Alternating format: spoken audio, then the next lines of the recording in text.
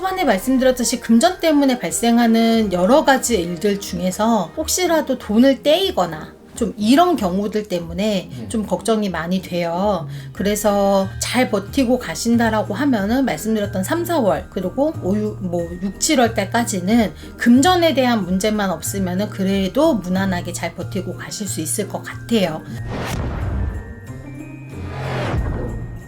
안녕하세요. 안녕하세요. 네, 선생님. 네. 2025년 운세 한 분 한 분 여쭤보고 있는데요. 네. 이번 시간은 2025년 닭띠분들의 운세 여쭤보려고 하거든요. 네. 닭띠분들 일단 성향은 좀 어떤가요? 닭띠분들 같은 경우에는 왔다 갔다 하는 경향들이 좀 있어요. 그게 무슨 말이죠? 이랬다 저랬다. 약간 이렇게 좀 우리말로는 변사가 심하다라고 말을 하거든요. 좀 이런 경향들이 조금 있어요. 그래서 줏대를 좀 가졌으면 좋겠다. 이 말씀을 조금 드리고 싶어요. 그래서 손해를 보는 경우들도 많기 때문에 네, 그것만 좀 잘 하셨으면 좋겠습니다. 사실 네. 2025년이 시작됐다 보니까 네. 좀 전체적인 운세 여쭤보고 싶은데 네. 어떻게 흘러갈 것 같으세요? 닭띠분들은 일단은 제가 제일 걱정이 되는 거는 초반에 좀 여러 가지 문제들로 그리고 올해 닭띠분들이 좀 금전 때문에 문서 때문에 좀 힘든 시기가 좀 비춰지는 부분들이 많아요. 네. 그래서 초반에 좀 그런 부분들 때문에 혹시라도 좀 정신적으로 좀 너무 우울해지지 않을까, 이런 우울증이 생기지 않을까, 이런 부분이 좀 걱정이 되는 한 해이기도 하고요. 그리고 초반에 잘 넘기고 가신다 그러면은 3, 4월 달부터는 좀 나아지실 것 같아요. 그래서 너무 극심한 스트레스로 인해서 내 정신 건강에 좀 해를 입히지 않게 갈 수 있으면 좋겠다. 지금 이런 부분들을 말씀을 드리고 싶고, 그리고 초반에 말씀드렸듯이 금전 때문에 발생하는 여러 가지 일들 중에서 혹시라도 돈을 떼이거나 좀 이런 경우들 때문에 좀 걱정이 많이 돼요. 그래서 잘 버티고 가신다라고 하면은 말씀드렸던 3, 4월 그리고 6, 7월 달까지는 금전에 대한 문제만 없으면은 그래도 무난하게 잘 버티고 가실 수 있을 것 같아요.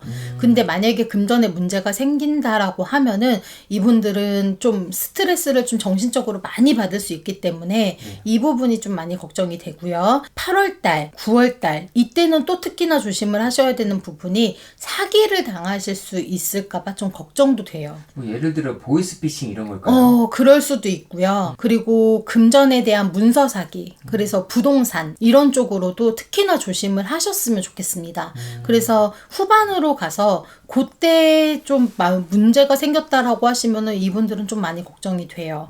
그리고 8, 9월 달을 잘 넘기신다 그러면은 10월 달은 그래도 좀 숨을 쉬고 가는 한 달이 될 수 있기 때문에 그때는 조상 발동이기 때문에 그래도 10월 달에는 좀 편안하게 잘 넘어가실 수 있는 달이 될 것 같고 11월, 12월 달까지 후반까지도 문서 쪽으로는 좀 많이 조심을 하셔야 돼요. 닭띠분들이 올해 문서로 인해서 손실이 많이 비춰지는 게 보여지기 때문에 닭띠분들은 특히나 더 조심을 하시고 혹시라도 이사나 이런 걸 결정을 해야 되는 상황이 있으시다면은 미룰 수 있으면은 내년으로 미뤘으면 좋겠어요. 많이 안 좋게 들어오기 때문에 혹시라도 요즘에 특히나 또 이제 부동산 사기도 많기 때문에 좀 많이 걱정이 되는 분들이 닭띠분들입니다. 네. 이 사기 당하시는 분들도 네. 가끔 오시나요? 그럼요. 아, 그래요? 근데 그거는 제가 정말 답답한 게 이거는 제가 아무리 무당이라도 어떻게 해드리기가 참 힘들어요. 근데 좀 이 사건을 좀 더 크게 좀 만들어서 크게 좀 알아주게끔은 하는데 이게 참 어려운 부분들이 많더라고요. 뭐 해결이 된 것도 당연히 있지만 안 되는 경우들도 있고 또 저희 집 신도도 이제 뭐 전세금을 못 돌려받아가지고 애를 먹은 적도 있고 이러다 보니까 누구한테나 일어날 수 있어서 좀 더 조심을 하시는 게 좋을 것 같습니다. 선생님께서 보셨을 때 네. 이 금전운 같은 경우에는 네. 가장 좋은 시기 언제일까요? 닭띠분들이요? 네. 없어요. 아... 올해는 진짜로 조심을 많이 하셔야 돼요. 올해는 금전 때문에 손실이 너무나도 많이 비춰지는 해기 때문에 난 돈 벌었는데 절대로 자만하지 마세요. 마지막까지도 늘상 조심을 하셔야 되고 그리고 그렇게 자만을 하다가 한순간에 어떻게 될지 몰라요.